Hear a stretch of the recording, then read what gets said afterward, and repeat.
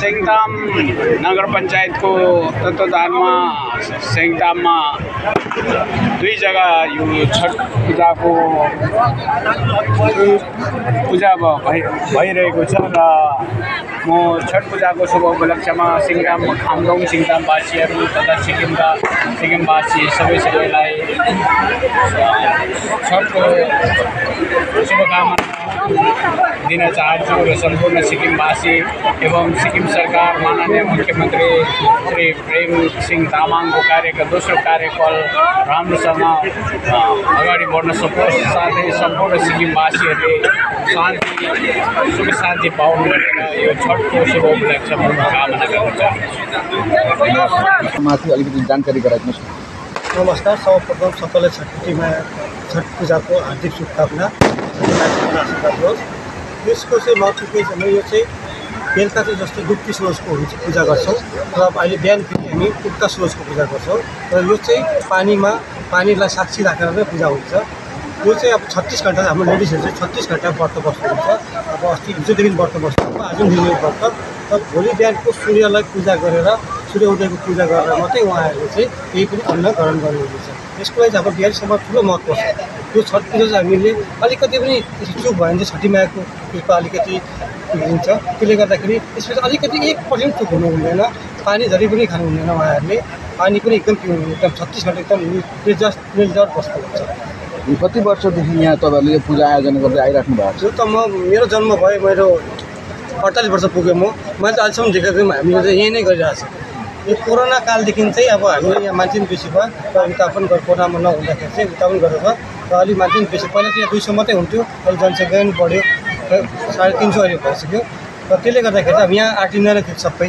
त्यसले गर्दाखेरि चाहिँ हामीले एउटै कमिटी हो, उहाँ पनि गर्छ यहाँ पनि गर्छ। हामी दुई चाहिँ एउटै केही दुई मत छैन। हाम्रो सबै आज यस्तै क्षेत्रको क्षेत्र विधायक पनि आज यहाँनिर छठ पूजा उहाँहरू पनि आउनुभयो है, के भन्न चाहनुहुन्छ? उहाँलाई हामी पुरा कमिटीको तर्फबाट धन्यवाद दिन चाहन्छु। उहाँले आफ्नो बहुमूल्य समय लिएर उहाँले यहाँ आइदिनु भयो र दुई पढी नै समय दिनुभयो। सिङताम बजारलाई उहाँले साह्रै नै माया गर्छ जस्तो लाग्यो मलाई। उहाँले गर्नु पनि हुन्छ, कुनै पनि प्रोग्राममा उहाँले नै भन्नु हुँदैन, आउनुहुन्छ।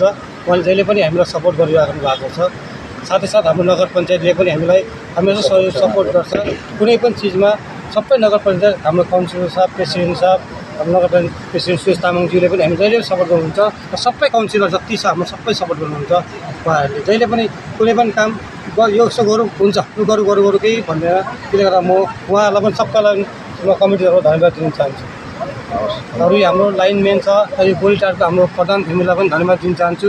जस्तो चाहिँ उहाँको यो एउटा बिजनेस हो, तर उनीहरूले बिजनेस छोडेर पनि उहाँहरूले हामीलाई यो छठ गर्ने अनुमति दिनुहुन्छ।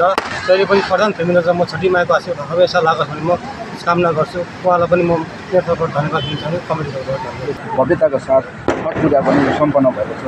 तपाईँ एज सिङताम नगर पञ्चायतको अध्यक्षको हैसियतमा के भन्न चाहनुहुन्छ?